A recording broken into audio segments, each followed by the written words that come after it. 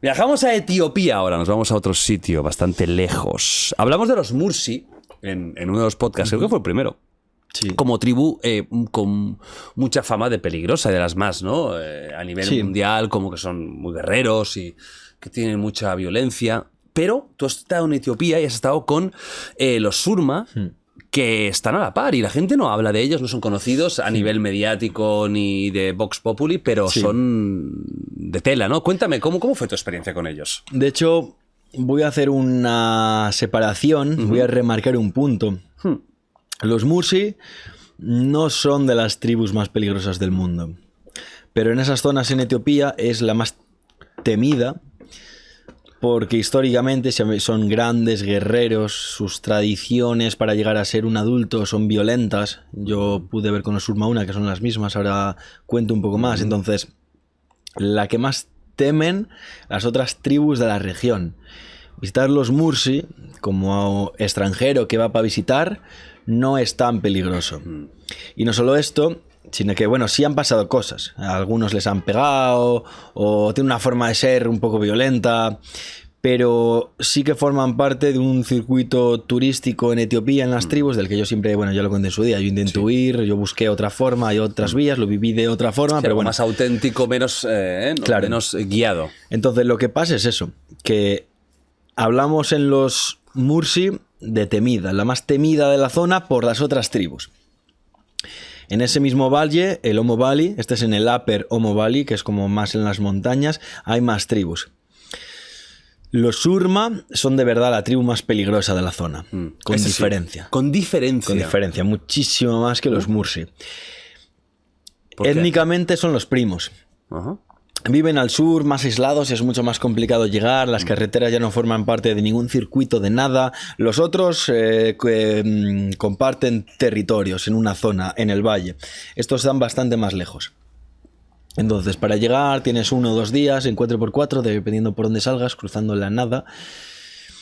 Y después ellos, su forma de ser, porque hay gente que molesta cuando hablo de alguien salvaje, ¿no? O sea, cuando hablo de salvaje es su forma de ser. No animal, sino que hay gente que es más... O sea, sí, o sea, el salvajismo como como violencia, como es mayor sin ninguna duda, pero el tema, partiendo desde el principio, los Mursi lo que pasó fue que es el mayor bombazo de views del canal, 22 millones de visitas igual tiene ahora. Tiene 22 ya, hostia, nen. Entonces llegó un momento que dije, joder, a la gente le puede interesar que vuelva y conozca a los primos de los Mursi. Étnicamente, o sea, tienen un parentesco casi absoluto. Forman parte de la familia de los Suri. Los Surma y los Mursi forman parte de la familia. Los Surma también van con el plato así. La donga es la pelea, la lucha que tienen que hacer para convertirse en adultos. Ajá. Como visten, el idioma es lo mismo. Vale. ¿Qué pasa? Que estos Surma viven más en las montañas, más alejados y... como son también fronterizos, ahora Etiopía está en guerra, ya no, pero está en guerra desde hace 2 años, 3. Se han utilizado como milicia porque la oposición del gobierno era desde el norte, se armó a los Surma como de la milicia para que atacaran también desde el sur. Tienen muchas armas, están en frontera con Sudán del Sur, que es desde donde vienen las armas, y para todo el valle, pero bueno, ellos tienen ahí esa entrada, o sea, armamento moderno, rápida. Rifles, bueno, AK-47, o sea, sí, de armamento, pero eso sí, no tribal, sino armamento eso es, bélico. Y, por ejemplo, es un comportamiento mucho más arbitrario. ¿En qué sentido? A nivel jerárquico de allí, por supuesto que hay líderes de las comunidades, de los poblados, pero por ejemplo, ellos en esas tribus en Etiopía, por ejemplo, tienes que pagar por el territorio, porque te dejen dormir por la noche en su territorio, ya que saben que vas con dinero. Y está bien, ¿no? Al colaborar, ellos te están dejando, muchas veces te comparten de su comida para que pruebes. En ese sitio te dan de su protección, porque te hace falta su protección. Todas las noches había 8 tíos que dormían con nosotros, se preparaban un fuego y dormían fuera de su casa con nosotros ahí. Había un tío siempre con el AK en nuestro coche. Gente que venía con nosotros. Entonces, fue una locura ya en sí ir sin escolta desde la ciudad, porque la gente normalmente va en 2 4x4 por si uno se queda y el segundo con escoltas. Nosotros fuimos solo con uno y sin escoltas. Salió bien, por suerte. Pero bueno, ahora explico no estarías por qué. aquí. Porque te paran por la carretera, por los caminos, te hacen retenes, te bajan con las sacas, te bajan, han ejecutado conductores, han robado pila turistas. Entonces, llega mucha menos gente y llegas por caminos de los bosques. Entonces salen del bosque o ponen unas montañas de rocas, de piedras en el camino. Entonces, ahora cuento eso. El tema es ese, que... sé que iba diciendo antes... que diciendo de antes, su peligrosidad o de... Bueno, el tema es ese, que tú llegas allí y te reciben... Bueno, los riesgos sobre todo es cuando llegas y cuando te vas por los caminos. Porque ese poblado te recibe, ese poblado te protege. Ya lo has hablado... sí, perdón, eso. Claro, ¿ellos están avisados de alguna forma? Sí, esa es el poblado al que vas, sí, el resto no, y mejor que no. Por lo que decía, por el descontrol, es lo que quería contar antes. En los Mursi, por ejemplo, en el resto de tribus del valle, tú les pagas por ingresar en el territorio, les pagas por dormir allí, después hay un pequeño pago que es por las fotos. Y como a mí no me gusta esa de la sensación de tener que estar pagando por fotos, de que esperen el pago después, es muy artificial y además se acaba convirtiendo esa situación en algo que no es bueno. Yo hablaba con el líder de esa tribu y le decía... Te pago, y además te pago más. O sea, si ellos las fotos es algo simbólico, es unos céntimos, 1 euro... Digo, te doy un cúmulo por encima de las fotos que yo voy a sacar y luego tú reparte con la comunidad y así la comunidad está tranquila y puedo conseguir que se olviden del dinero de las fotografías, que lo recibirán igual, pero ya no de mi parte, y puedo conseguir una conexión más humana, más cercana. Esa es mi idea. No una transacción constante. Claro. Con los Urma eso no se puede. Porque, por eso hablaba del salvajismo, o sea, es un trato... O sea, no se puede pagar al líder y que el líder maneje. Ahí tienes que pagar por persona. ¿Por qué no? ¿Por qué no? Porque se lo pasan por donde yo te diga. O sea, ahí, cada uno hace lo que se le pone. En lo que refiere al funcionamiento de ellos como sociedad, como tribu, como poblado, hay un líder y la jerarquía. Ahora, yo vengo de fuera, y hacen de lo que quieren. Cuando tú llegaste, ¿cómo te reciben?